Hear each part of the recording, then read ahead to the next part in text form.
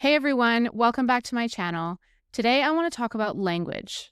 Specifically, I want to talk about three tiny words that we use all the time that seem insignificant, but actually have a massive impact on the way that we perceive what it is that we're saying.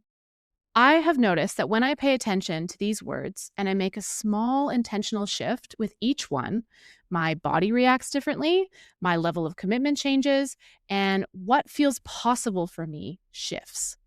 So, for one of these words, I am working on removing it from my vocabulary. With one of these words, I am intentionally adding it to my vocabulary. And with the third one, I'm working on changing it. And just to say up front, this is not about perfection. You're probably going to hear me say these words. You're going to hear me say them in a way that I'm saying not to say them right now. I'm going to break my own rules at some point, but that's okay. It's not about getting it right every single time. We are not robots.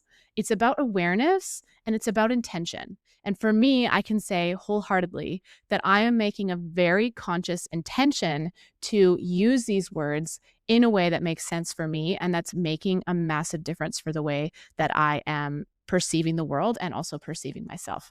So let's get into it. Word number one is try.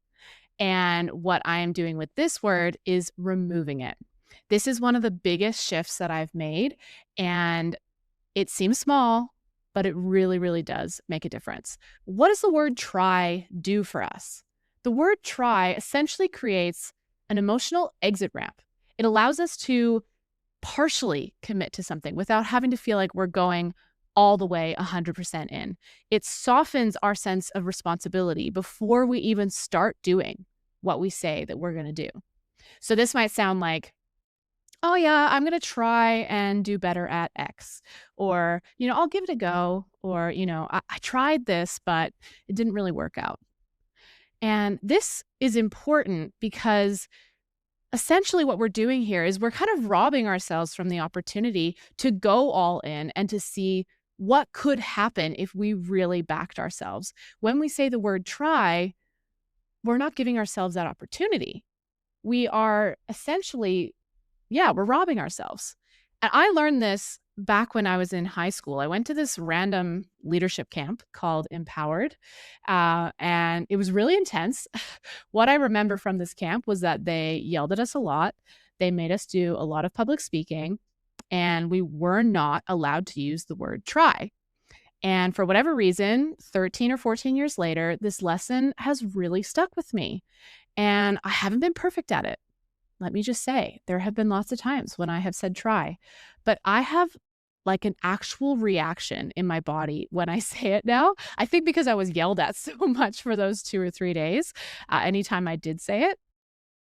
But it's cool. It's cool because this word, it seems like it's so inconsequential. Like it doesn't really do anything, but it actually does.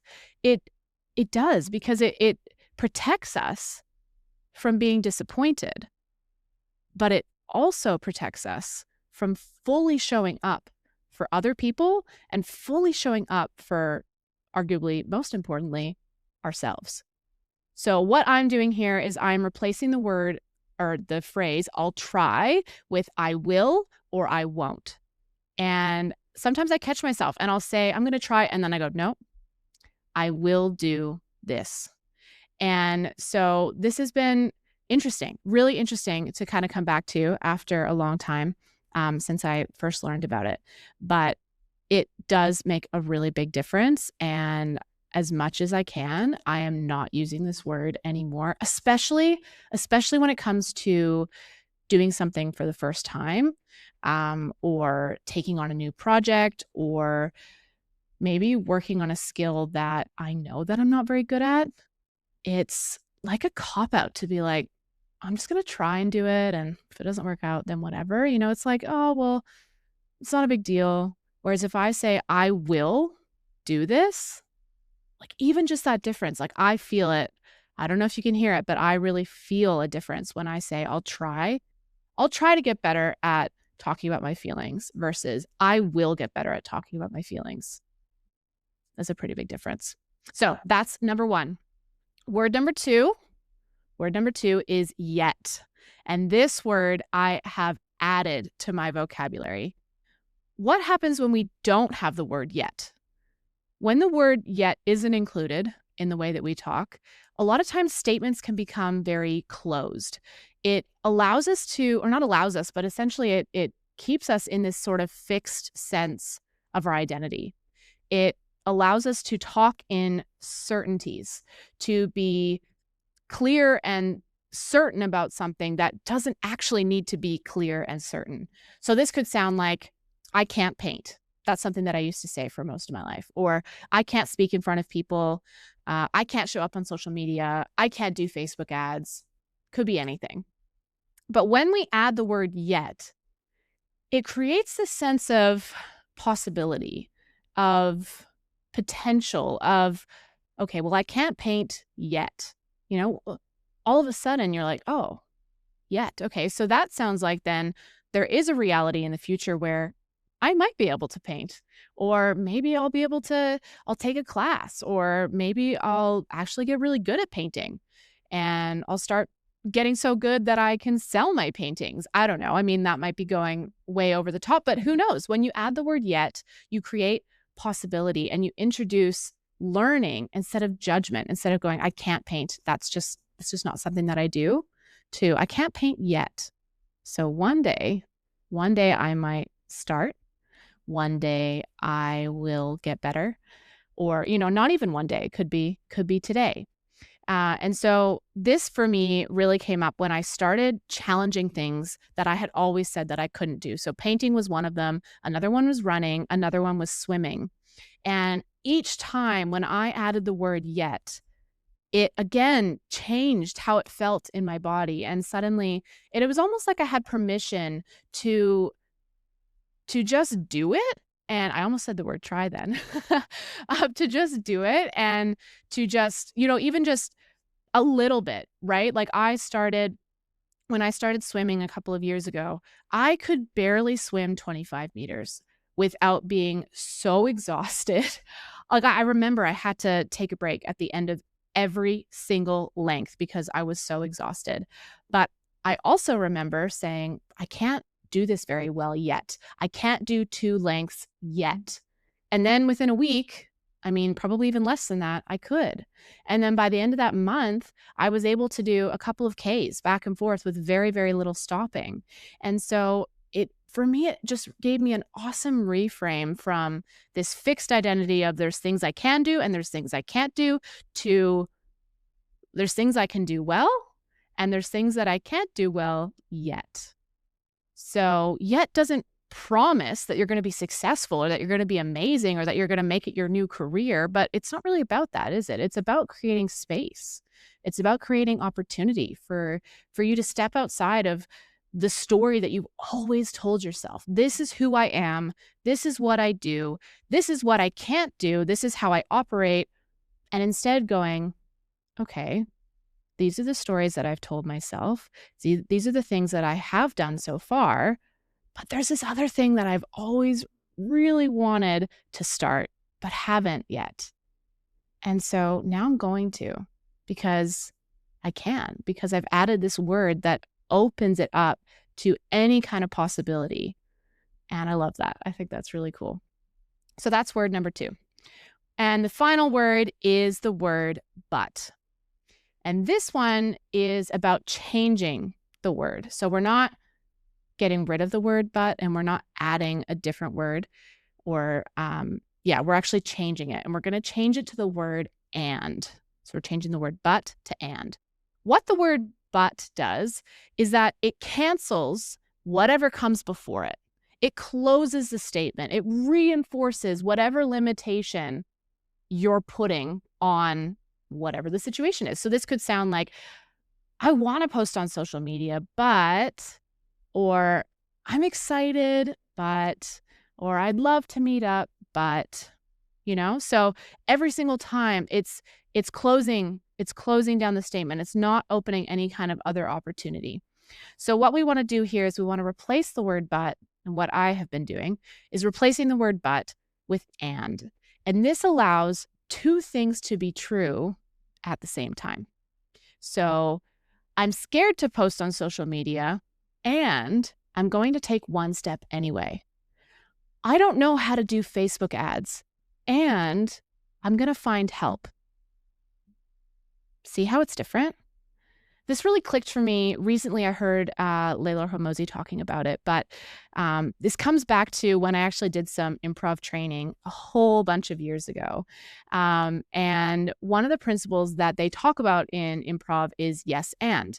And it's essentially, look, I'm probably not going to explain it perfectly. Sorry to people that watch this that are really into improv. But when you're doing a scene in improv, somebody's going to come up with an idea, and essentially what happens is the other person or other people in the scene, instead of going, no, no, no, that's not happening, they're going to add to whatever it is. They're going to go, oh, yes. And so if, say, for example, one person was drinking from a glass and they're like, oh my gosh, this glass is never emptying. There's just endless water. The other person might go, oh, there is endless water and now it's filling up the room and we need to build a boat or something, like whatever. But essentially it's just building on whatever came before it instead of going, no, that's not right. Or no, that's not happening actually, but let's do this other thing instead. And when you do that in improv, it creates this expansive, amazing, hilarious scene. And when you do it in real life, it creates expansion as well. It creates opportunity. It creates just a different sense of, okay, what is possible here? What could I do despite the fact that there's this thing that I think is a limitation? How could I change that from but into an and? The and helps us keep that momentum alive. It helps us build instead of shutting down. And that's why I think it is so cool and such a fun one that I have been incorporating into my own vocabulary over the past couple of years and seeing what comes up and what can I think of when I actually allow myself to think that way. So in overview, we have 3 words. They're all 3 letters, which was not on purpose, but it works out well. And it's 3 tiny shifts, but they all have one common effect, which is that instead of closing things down, we open things up. We create space, we create opportunity, we create possibility. We allow ourselves to show up fully and commit to whatever it is that we're talking about. And what this has really shown me and what this has really taught me is that our language shapes our internal experience before our behavior changes. Said differently, the way that we talk internally, the way that we believe, the way that we think internally shapes the way that we behave externally. So that means we got to start with what's going on inside. We got to start with our language. We got to start with the way that we are actually talking to ourselves, about ourselves, the way that we just kind of, whether it's in our heads or also speaking out loud, honestly, both of those things are going to impact the things that we believe to be true. They're going to impact the way that we then act. They're going to impact the decisions that we make. And so, in my opinion, it's really important and it's really powerful. And it's also empowering to know that we have the capacity, we have the ability to make these small shifts and to see what happens as a result. And for me, as I've gone through this and as I've learned this, I have noticed significantly, I mean, even talking about it now, I can see and feel how my body reacts to what I'm saying. And I'm not trying to force confidence here. I'm not trying to force myself through the process because the process is the most important part. But what I am, look, I just noticed that I said the word try, by the way. But what I am doing is I'm removing the ways that I'm quietly shutting myself down before I even get to start. And that to me really feels like it is worth paying attention to. So let me know if this has been helpful for you. I know for me, it has had a massive impact on my life, but I hope that it helps you as well. And I hope that you have a great rest of your day, whatever it is that you are doing. And I can't wait to see you on the next one.